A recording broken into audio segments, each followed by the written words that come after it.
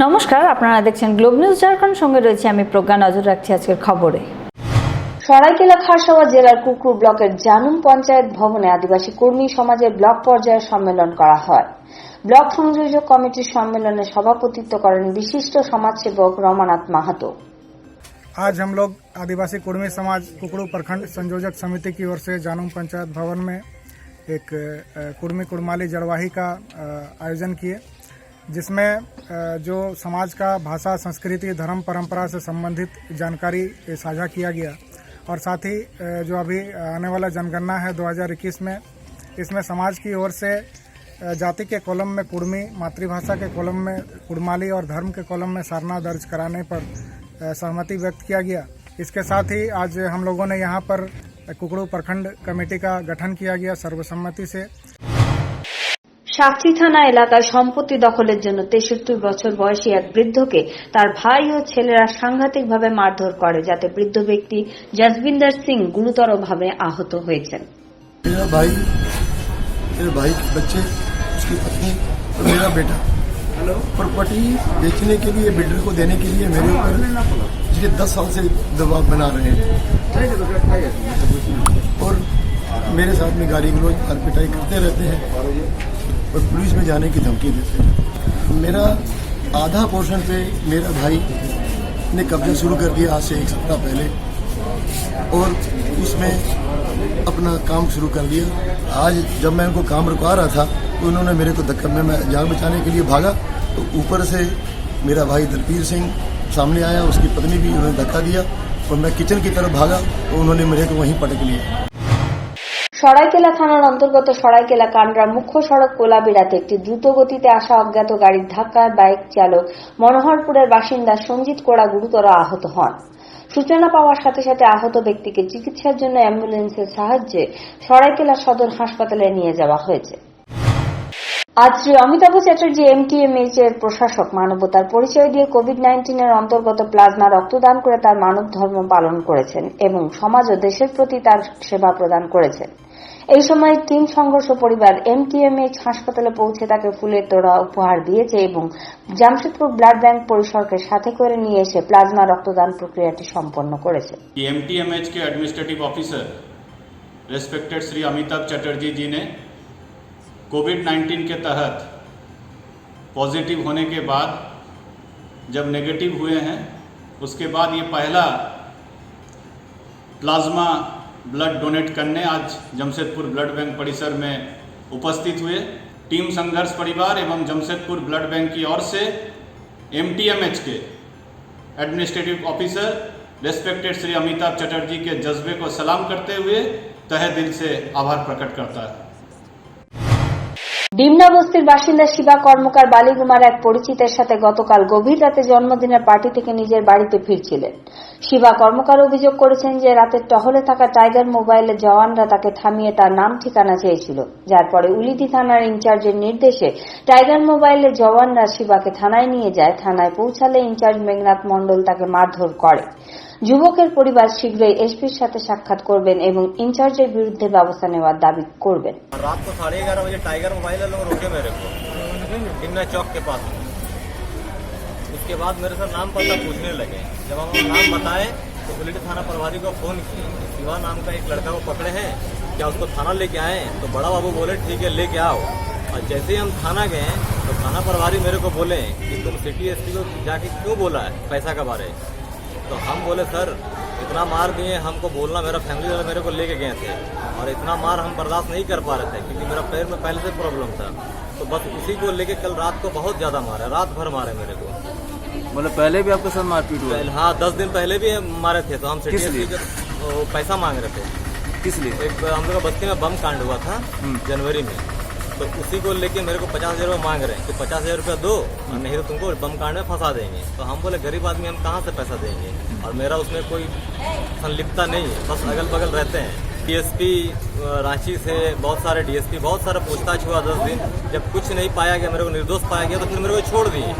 उसके बाद ये नया प्रभारी आए हैं मेघनाथ मंडल, ये मेरे को बुला के फिर मार दिया। हमको इंसाफ चाहिए सर, क्योंकि रोज रात को थाना वाला आते हैं घर मेरा, और रोज मेरे घर पे कोई जेंट्स नहीं है, सब लेडीज है, और रोज रात को आके माँ बहन गंदा गंदा गाली देते हैं। उसके बारे में मेरी वाइफ कई बार कंप्लेन भी की है, थाना जाके कल भी गई थी कि क्यों, क्या बात है, किस लिए परेशान कर, लेकिन वो लोग बताता नहीं है। United forum of bank union কেন্দ্রীয় সরকারের গত কয়েক মাস ধরে ভুল নীতির বিরুদ্ধে আন্দোলন করে চলেছে। সরকারের তরফ থেকে কোনো উদ্যোগ না নেওয়া হলে সারা দেশের সমস্ত ব্যাংকের প্রায় 13 লক্ষ কর্মচারী পূর্ব ঘোষিত কর্মসূচির অন্তর্গত 2 দিবসীয় ধর্মঘটে রয়েছেন, যাতে কেবলমাত্র কল্যাণেই 2000 কোটি টাকার ট্রানজেকশন প্রভাবিত হবে।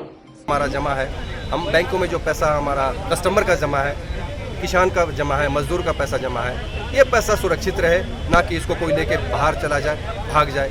एनपी के नाम पर जिस तरह से बैंकों को बीमार कर बैंकों की साजिश बेचने की साजिश की जा रही है, हम पूरे बैंक कर्मी कानून का पूरी तरह से विरोध करते हैं और लगातार संघर्ष के रास्ते पर अड़े हुए हैं। और जिस तरह से सरकार अपनी हठधर्मिता जारी किए हुए, हम उनका भी विरोध करते हैं। जिस तरह से सरकार लगातार बैंकों पर ही नहीं, LIC और GIC पर प्रहार कर रही है, जिस तरह से रेलवे पर प्रहार कर रही है, जिस तरह से वो भेल सेल को बेचने का काम कर रही है, ये सार्वजनिक क्षेत्र अगर नहीं रहेंगे तो कैसे देश का विकास होगा। और इस विकास में जिस तरह से प्राइवेट हाथ में जब बैंक चली जाएगी तो मिनिमम 5000 या 10,000 उनका अकाउंट खोलने का पैसा लगता है, और ये 5000 लोग कहाँ से पैसा लाएंगे, जबकि सार्वजनिक क्षेत्र के बैंकों में शून्य बैलेंस पर भी अकाउंट हम लोग खोलते हैं और वो मेंटेन भी करते हैं। जिस तरह से बैंकिंग चार्जेस के नाम पर सरकारी बैंक मिनिमम चार्ज वसूल करते हैं, वहीं प्राइवेट बैंक जो है मनमानी तरीके से ATM के नाम पर, वो चेक रिटर्न के नाम पर उनका दोहन शोषण लगातार करते आ रहे हैं। ये पूरे कुल्हान में करीब मैं बता देना चाहता हूँ 2000 करोड़ का जरूर ट्रांजैक्शन का नुकसान होगा। और आज मैं बता देना चाहता हूं कि ATM हम लोगों ने खोल रखा है ताकि ये ग्राहकों को जो परेशानी होने वाली वो परेशानी ना आए। পূর্ব নির্ধারিত কর্মসূচির অন্তর্গত একত্রিত পাড়া শিক্ষক সংঘর্ষ মোর্চার আজ থেকে 5 দিবসীয় বিধানসভা ঘেরাও কর্মসূচি শুরু করা হয়েছে। প্রায় 65,000 পাড়া শিক্ষক আন্দোলনে পর্যায়ক্রমে অংশগ্রহণ করবে, যার মধ্যে গিরিডি, রামগড়, দেওঘর, লোহারদাগা এবং পূর্ব সিংভূমের পাড়া শিক্ষকরা প্রথম দিন উপস্থিত ছিলেন। আজ প্রথম দিন একত্রিত পাড়া শিক্ষক সংঘর্ষ মোর্চার শয়ে পাড়া শিক্ষকরা বিধানসভার সামনে পৌঁছে সরকারের বিরুদ্ধে স্লোগানবাজি করে। सरकार राज्य के मुखिया से ये मांग रखे हुए थे पहले भी, अब उन्होंने हमें अपना घोषणा पत्र भी लिखा था कि जब हमारी सरकार बनेगी तो हम 3 महीने के अंदर पारा शिक्षकों को वेतनमान स्थायीकरण कर देंगे। आज 14 महीना बीत गया। माना कि कोरोना काल, इनका एक कोरोना काल बहुत बड़ा महामारी था जो हम सभी के लिए था, हम सब ने उसको झेला, पर कहीं न कहीं सरकार अपनी काम कर रही थी, तो हमारे काम में विलम्ब क्यों हो रहा है। फैसला लेकर जो राज्य के 65,000 पारा शिक्षक हैं जो 20 वर्षों से सेवारत हैं, उनके भविष्य को सुधारने का काम माननीय मुख्यमंत्री जी जल्द से जल्द करें, अन्यथा बाध्य होकर राज्य के पारा शिक्षक पुनः एक बड़ी आंदोलन की घोषणा करेंगे। पर क्या कहना है, सभी को इन्होंने ठग रहा है, सभी से ऐसे ही छल कि आप देखिए ना, अगर कोई आंदोलन करे तो कहाँ बैठा रखे हैं, उधर में जाकर। हमने वहाँ पता किया धूप है, छाँ, कैसे लोग रहेंगे। ঝাড়খণ্ড বিধানসভার বাজেট অধিবেশনের 10 দিনের দিন খুঁটি জেলার নার্সিং শিক্ষার্থীদের শ্লীলতাহানির মামলার প্রতিবাদ করে বিরোধীরা প্রতিবাদ জানায়। জানানো হচ্ছে যে ঝাড়খণ্ডের খুঁটিতে একটি এনজিও দ্বারা অবৈধভাবে একটি নার্সিং ইনস্টিটিউট পরিচালনা করা হচ্ছিল, যেখানে নার্সিং ইনস্টিটিউটে শিক্ষার্থীদের ধৈর্য পরীক্ষা করার নামে ইনস্টিটিউটে এনজিও সঞ্চালক দ্বারা শ্লীলতাহানি করা হয়। বিরোধী দল এই বিষয়ে বৈচারিক তদন্তের দাবি জানিয়ে সদনের বাইরে বিক্ষোভ প্রদর্শন করে। राज्य में किसी भी ऐसे लोगों को नहीं बर्दाश्त करेगी जो समाज की समरसता को, समाज की शांति को, सद्भाव को अस्त व्यस्त करे। सरकार निश्चित तौर पर उसके साथ सख्ती से कदम उठाएगी। सरकार को अविलंब जो भी लोग इसमें संदिग्ध लोग हैं, सिर्फ एक ही गिरफ्तारी नहीं, चाहे जो भी लोग संदिग्ध हैं सबको गिरफ्तार करके कड़ी से कड़ी कार्रवाई की जानी चाहिए, ताकि इस प्रकार का जो कुकृत्य है वो कोई भी करने से हिचके। साथ ही जो हमारी बहनें वहाँ पढ़ाई कर रही थी उनके लिए अविलंब वैकल्पिक व्यवस्था दूसरे स्थानों में, कहीं दूसरे नर्सिंग होम में कराने का काम सरकार करे, अविलंब करे सरकार।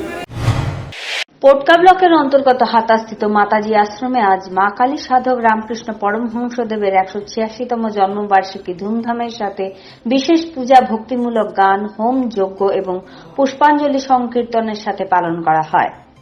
था लेकिन हम लोग का अभी रामकृष्ण देव का मंदिर निर्माण किया जा रहा है, इसलिए आज हम लोग इसको सादे समारोह में उनका जयंती पालन कर रहे हैं। বিরসানগর থানার অন্তর্গত 5 নম্বর জোন ও জেমকোয় অভিযান চালিয়ে 3 লক্ষ টাকা মূল্যের গাঁজা সহ 2 অভিযুক্তকে গ্রেপ্তার করেছে পুলিশ। প্রাপ্ত গোপন তথ্যের ভিত্তিতে একটি টিম গঠন করে 5 নম্বর জোনের বাসিন্দা সুজিত সাহুর বাড়িতে অভিযান চালানো হয়। সেখান থেকে 830 গ্রাম গাঁজা বিক্রির জন্য রাখা ছিল।